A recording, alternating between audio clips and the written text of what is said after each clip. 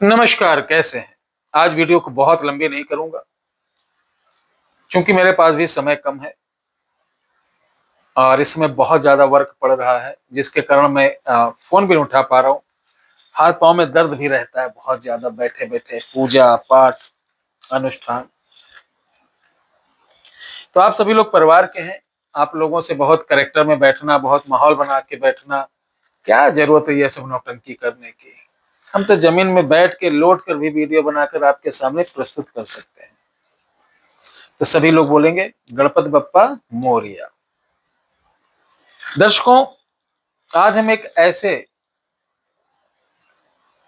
ग्रंथ के बारे में बताने जा रहे हैं जिसका मात्र पाठ करने से एक ऐसी शक्ति प्रसन्न होकर, यानी हल्का फुल्का नहीं, जैसे एक फिदा हो जाता ना, फिदा, उस तरीके आपके ऊपर एकदम सब कुछ कुर्बान। बड़ी शक्ति भी पाना चाहते हो, मेहनत भी नहीं करना चाहते तो इस लाइन से हट जाओ। टाइम पास मत करो, नहीं तो लोग तांत्रिक तुम्हारा टाइम पास करेंगे, पैसा भी जाएगा, समय भी जाएगा। और इसमें शक्ति कौन आती? ब्रह्म की, ब्रह्मदेव भक्त की, यानी ब्रह्मदेव बाबा की। तो शुरू करते हैं बगैर कोई भूमिका के, सीधे आते हैं पॉइंट पर।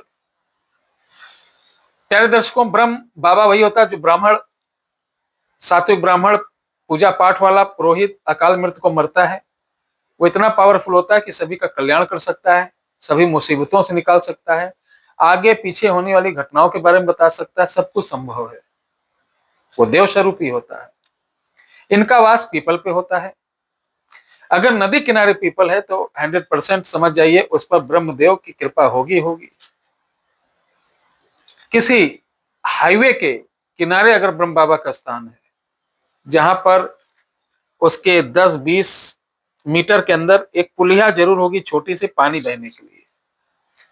तो वहां देखिए, पीपल का वृक्ष ऐसी जगह जहां से एक पुलिया या नहर या कुछ पानी बहने का स्थान अगर है, चाहे या पानी का स्थान है, तो वहां 100% चांस रहता है कि यहाँ पर बाबा का वास होगा। आप अपनी बुद्धि विवेकता से पता लगाइए कि किस पीपल के नीचे ब्रह्मदेव का वास है या ब्रह्म बाबा का वास है।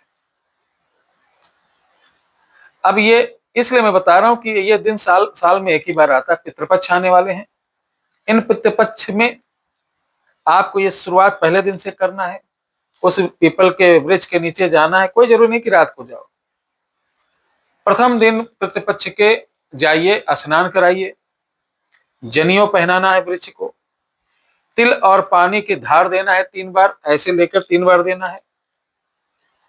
और जब धार देंगे तो आपको बोलना ओम ब्रह्मदेवतभ्यो सर्व सुख शांति मोक्ष प्रदानम, ये बोलकर 3 बार देंगे। फिर मिठाई चढ़ाएंगे, धूप बत्ती सुलगाएंगे, फूल, पीले रंग के फूल की माला देना है। तंबाकू नहीं होता, तंबाकू या एक पान मीठा रखेंगे, बढ़िया सा उनका पूजन अर्चन करेंगे। पूजन अर्चन करने के बाद साथ ले जाना है आपको गरुड़ पुराण। गरुड़ पुराण ऐसा पुराण है कि जब किसी के यहाँ कोई मृत्यु हो जाता है तो 13 दिन तक गरुड़ पुराण पढ़ाया जाता है।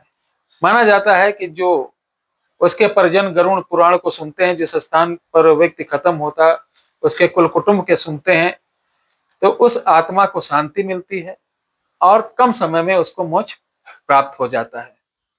प्यारे दर्शकों, लाइट चली गई है, कोई बात नहीं, वीडियो हम चालू रखेंगे, क्योंकि बात इसकी नहीं है कि बहुत ज्यादा लाइटिंग की व्यवस्था हो। बात इसकी है कि हम आपके साथ जुड़ रहे हैं। तो उस पेड़ के नीचे जाना है और आपको गरुड़ पुराण को 11 दिन के अंदर समाप्त करना, और 11 दिन तक आपको नित्य भोग चढ़ाना है, जनेऊ चढ़ाना, फूल, मिठाई, सारी चीज डेली चढ़ाना है। सुबह ब्रह्म मुहूर्त में पढ़ना है।